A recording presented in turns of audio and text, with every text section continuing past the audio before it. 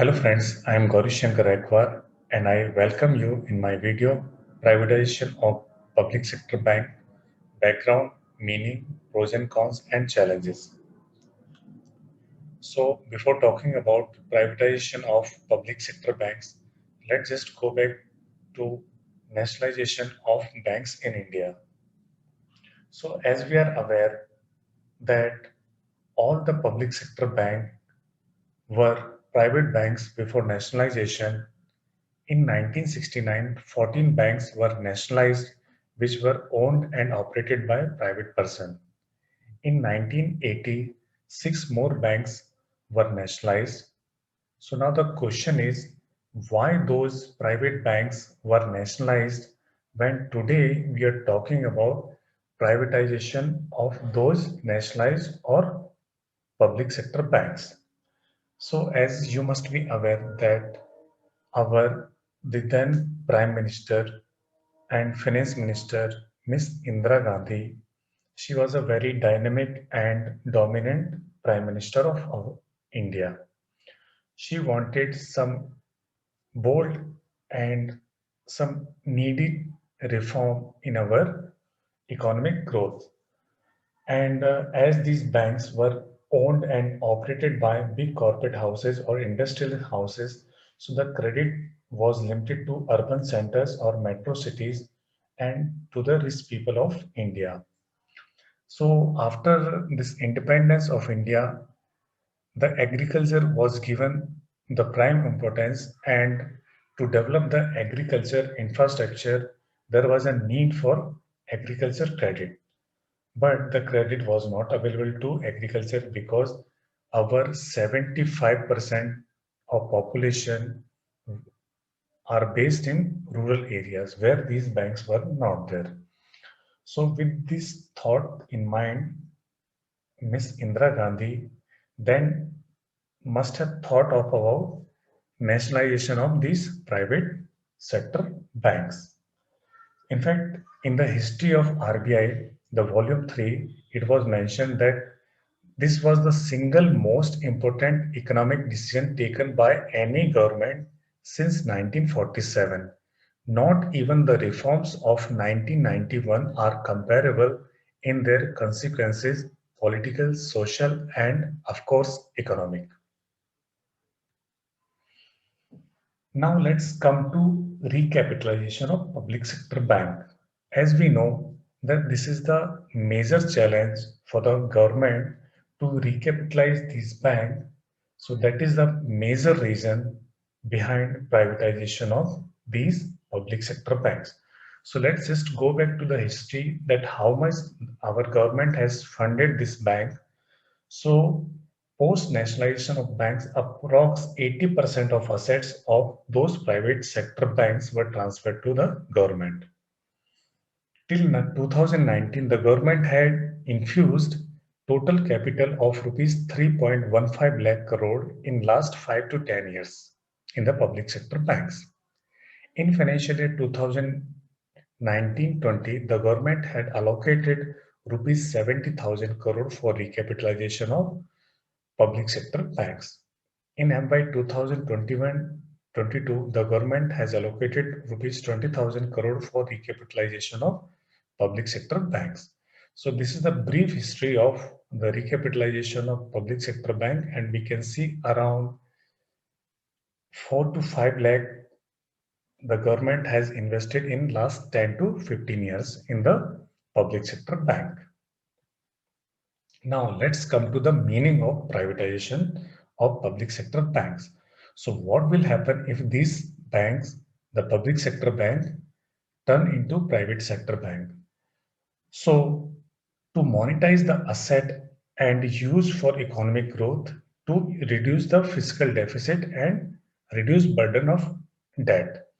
So the meaning means the government is what basically trying to the monetize, because these banks are the asset, because the government is a major shareholder in these public sector banks. So the government is trying to monetize the asset for use of economic growth.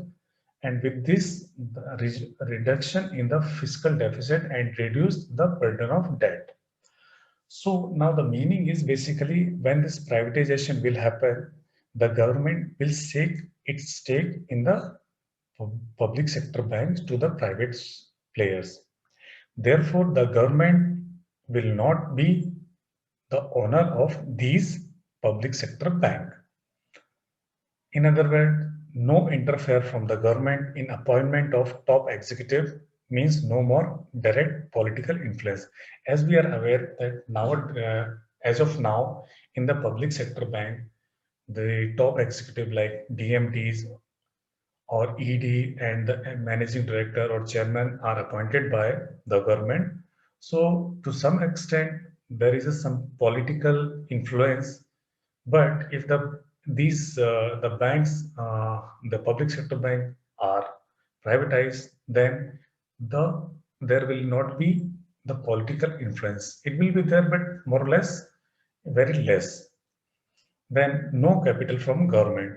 It means no dependency. So means when these public sector banks become private bank, the government will not provide any capital, and these banks will not be dependent on government for the capital. Then freedom to raise capital from market. So when the public sector banks become private sector, then there will be freedom. They can go to the market. They can raise the funds through n number of instrument because there will not be any worry about this the stake of government of India going down, because just to maintain the ownership, the government is required to hold at least 51% capital of these public sector bank. So in some of the bank, the government is holding around 55, 51% capital. So there is very limited scope for raising the capital from the market. So if this becomes private bank, then these bank can easily go in the market and they can raise the money for their operational purposes.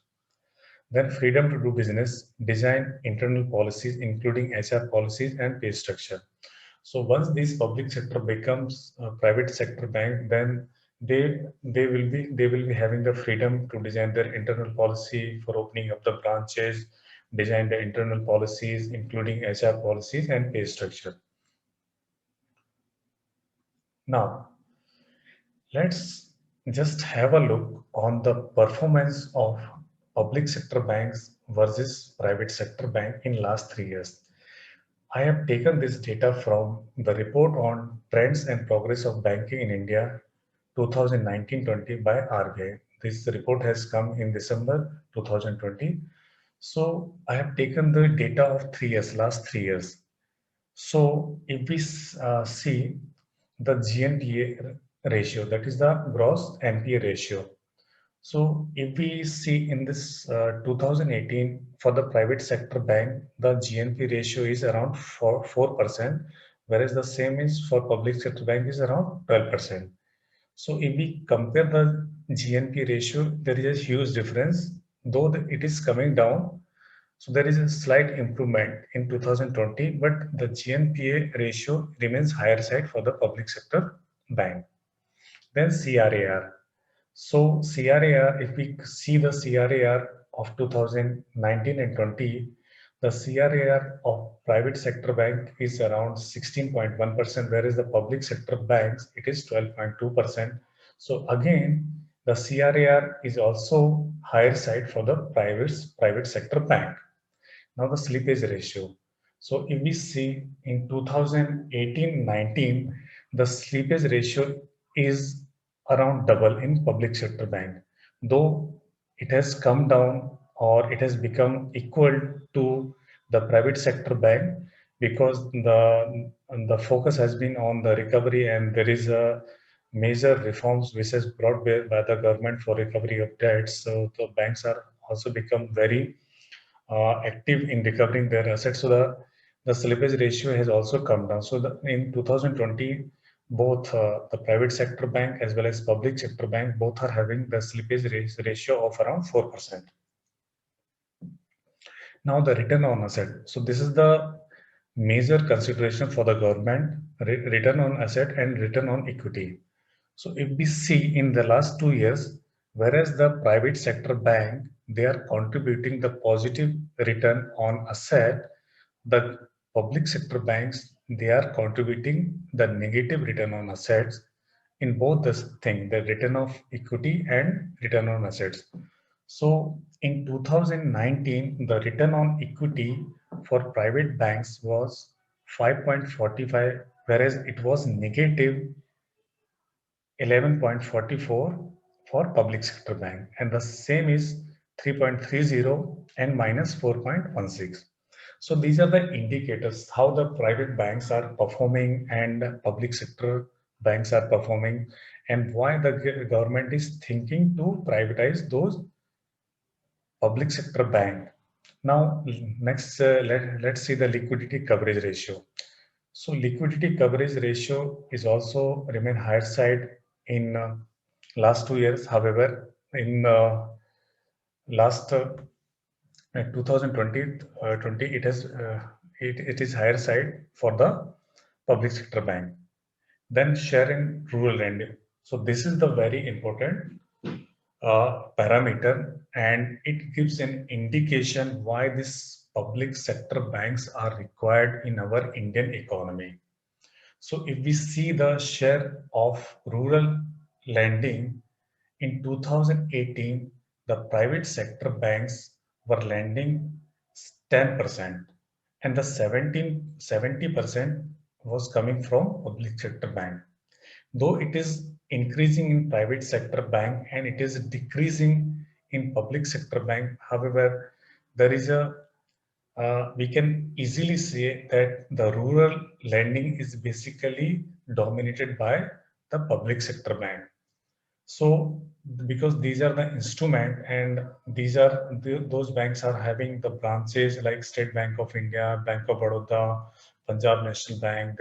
Their reach is tremendous, and they are having their reaches in the small cities and the villages. So that's why their share is also very high in rural lending. So this is the major point which we need to consider if what will happen if these public sector banks become private. So we'll see it later. Then next parameter is credit growth percentage. So if we see the in 2018, 2019 as well as 2020. So in fact, in 2018, where the credit growth was 20% for private sector bank, it was only 5% in public sector bank. In 2019, the credit growth was 18% for private sector, and it was 7%, approx 7% for public sector bank. In 2020, the credit growth was 10% in private, and it was 4.8%. So this is also one of the parameter that how the credit growth is there in the public sector bank as well as private sector bank. So this is another reason why the government is thinking for privatization of the commercial or public sector bank. That's the CASA growth. So as we know, as being a banker, we know that CASA is one of the important source of funding for the lending in the banking sector. So if we see the CASA growth in 2018, there is an 18% growth in private banks, whereas it was 5% for the public sector bank. And in 2019, it was 15% for private sector bank and 7% for public sector bank. And 2020, it was 7% for private sector bank, and 2020, it was 8% for public sector bank. Now the last parameter, that is a net interest margin. If we see, there is also difference between public sector bank and private sector bank. So there is a slight difference in net interest margin, but we need to understand that though the public sector banks were not doing good enough in earlier years, but right now, as we see, the CASA growth is almost same in 2020. The NIM is also not very difference is there, and the credit growth is okay, and the this recovery in the GNP ratio has also coming down in public sector bank. because now public sector bank also they understand the importance of capital and this operational, and they are also using advanced technologies equally in competition with the private sector banks. So that is the reason that we can see the CASA growth.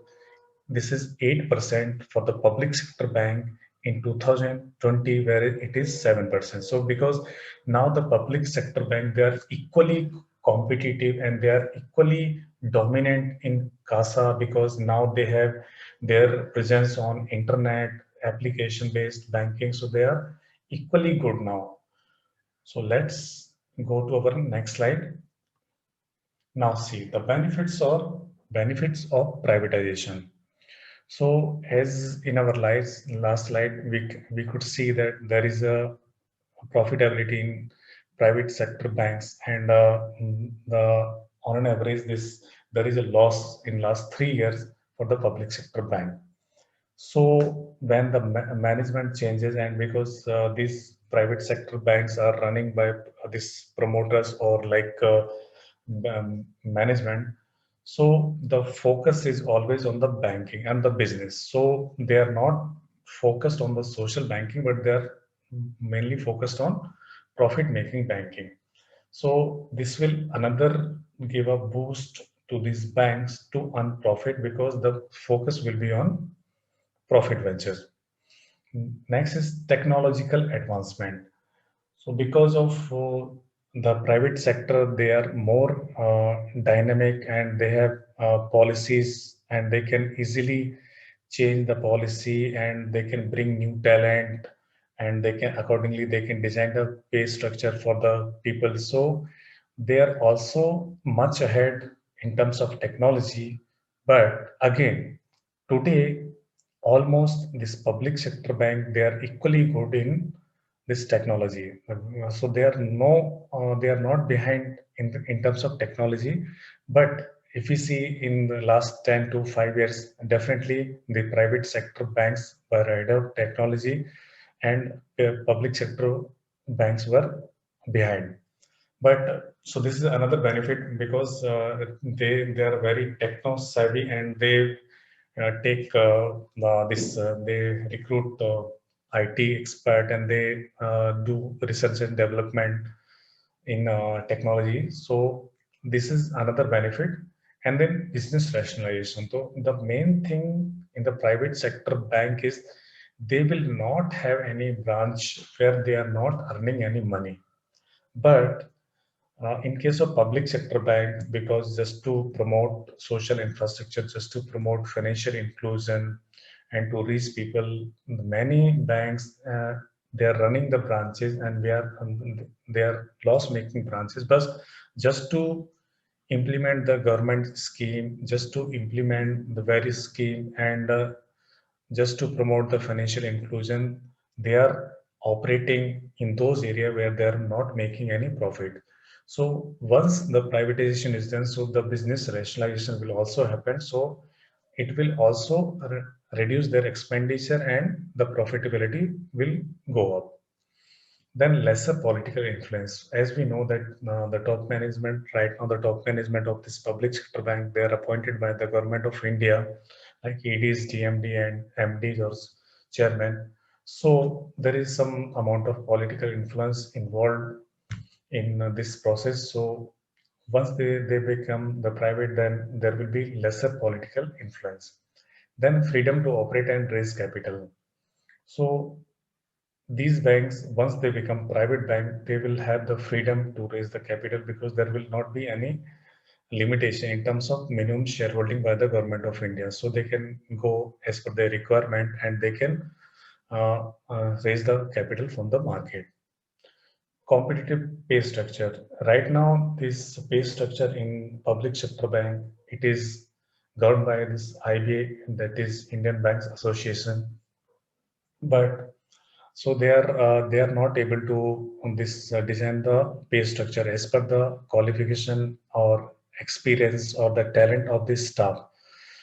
Whereas it is not the same case is not there in the private sector bank. They can offer the pay package as per the talent and the capability of the staff. So that will be another benefit, that they can design the competitive pay structure. And the last thing, that no frequent transfer of staff. In the public sector bank, there is a policy that once in a 3 year, the transfer, mostly it happens because it's a policy, that transfer policy is there in all public sector bank. So because of that, the employees are not they are not very happy in terms of, because sometimes they face challenges in going, because their family is staying somewhere else, they are staying somewhere else. So this will be another benefit if these public sector banks become private. So the frequent transfer policy perhaps may not be there. Then losses of privatization. So the first is threat in financial inclusion. So as we know that still the major part of India still lives in rural areas, and still the literacy is not that much high that everybody is using that internet banking or the internet.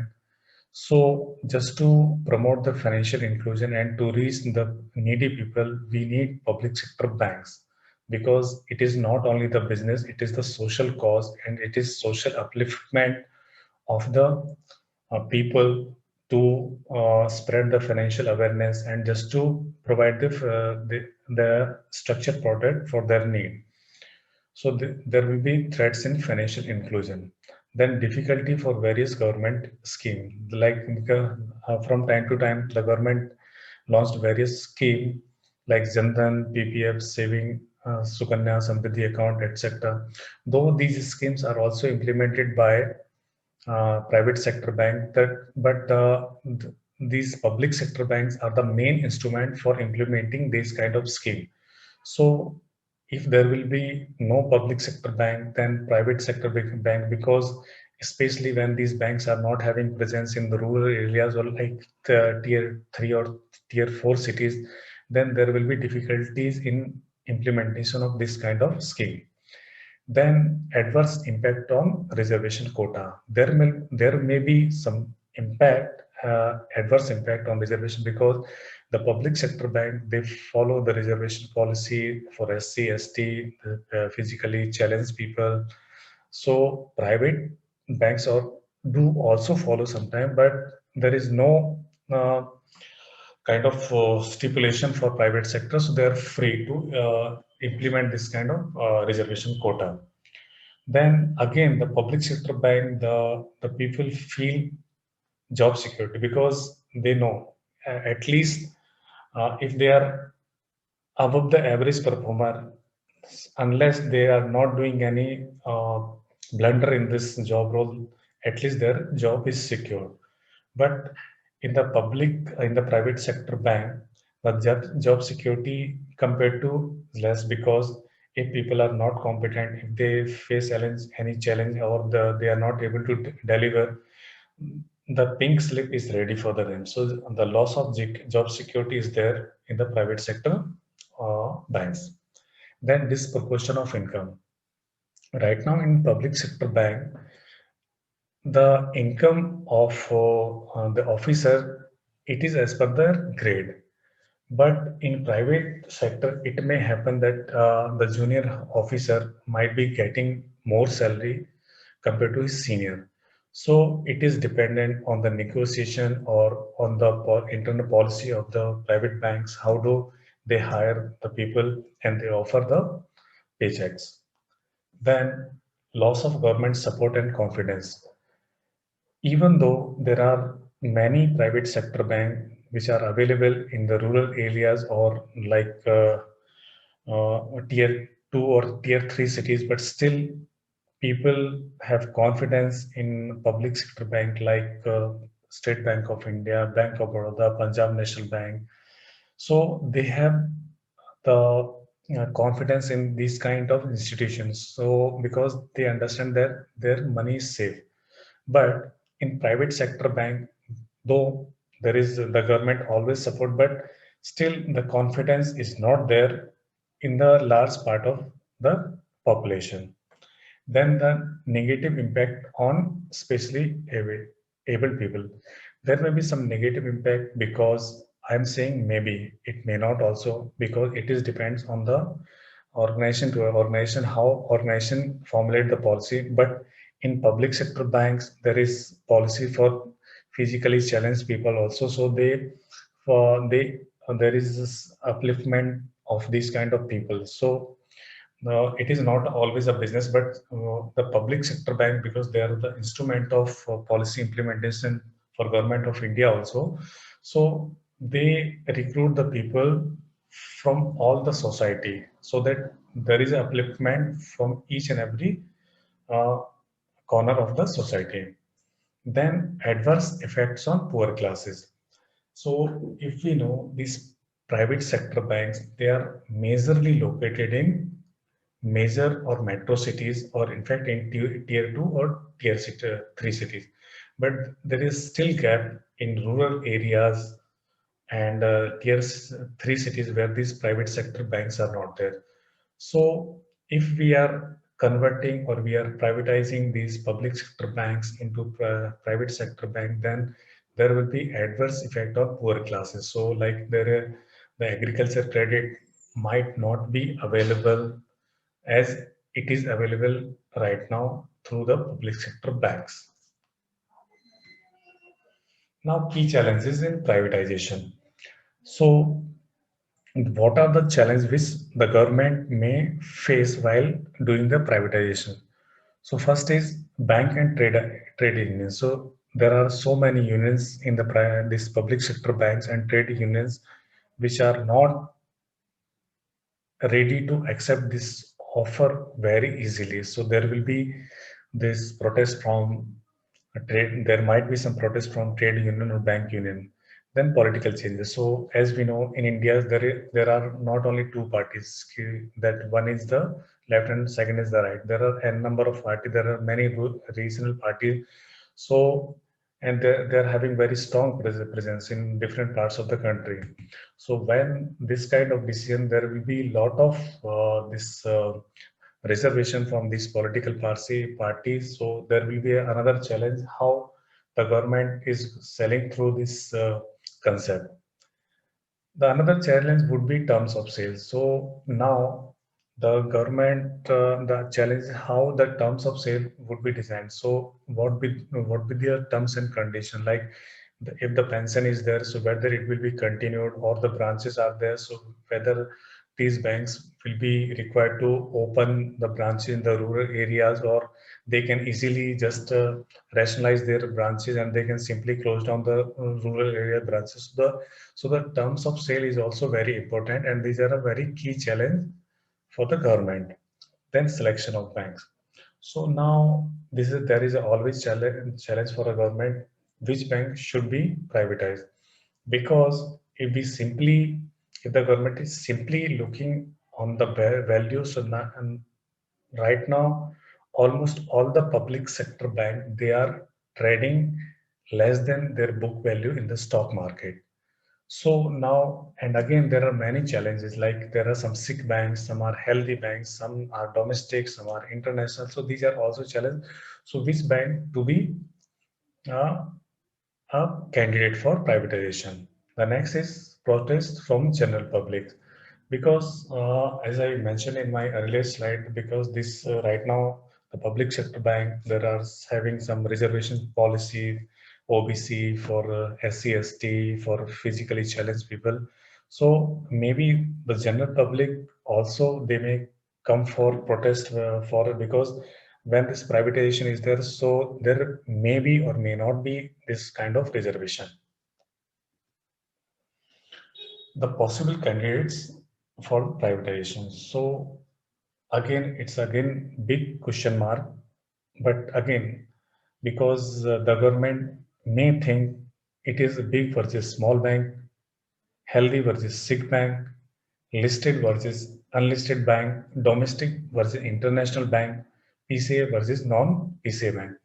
So when the government is thinking to privatize the public sector bank, they have to think about many things. What kind of bank should they should choose for privatization?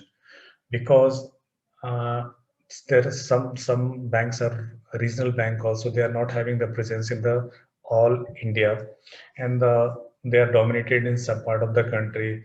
And then again, so these are the 4 5 criteria. So based on this, government, as per their choice or their analysis, they can come up with the candidature of the public sector bank to private bank. The conclusion. So the conclusion is the basically whether the government should do or should not do. So when the government will assess the requirement of this particular area, the government will definitely think from monetization of assets versus creation of wealth. So it is the wealth which is already created, which this government is trying to monetize. But no doubt, the government is trying to use this fund for the economic growth and to reduce the debt burden overall. Then the next consideration is profitable ventures versus financial inclusion.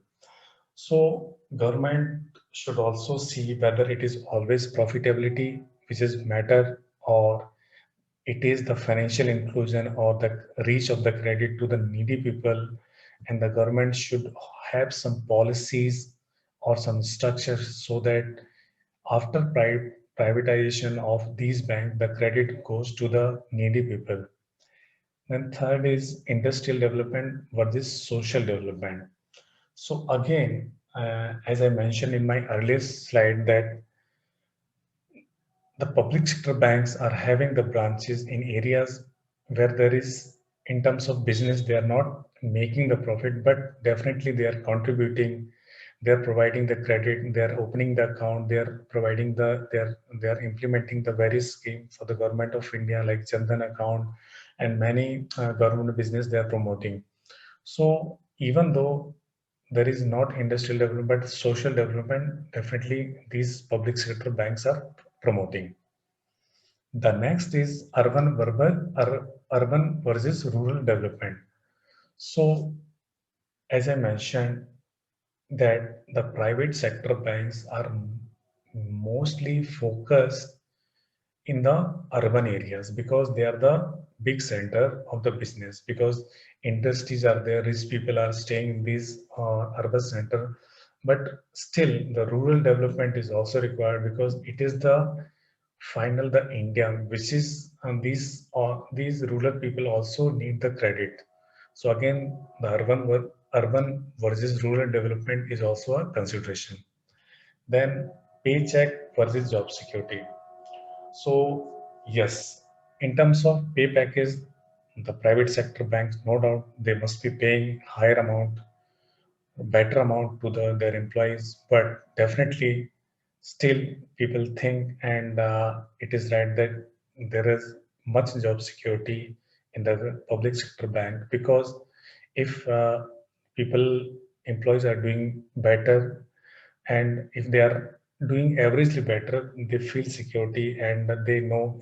And there are some superannuation benefits, of course, still, even though after implementation of NPS, but still that this pension scheme is continue for the existing employees. So these kind of benefits are not there in the private sector bank, like pension, etc.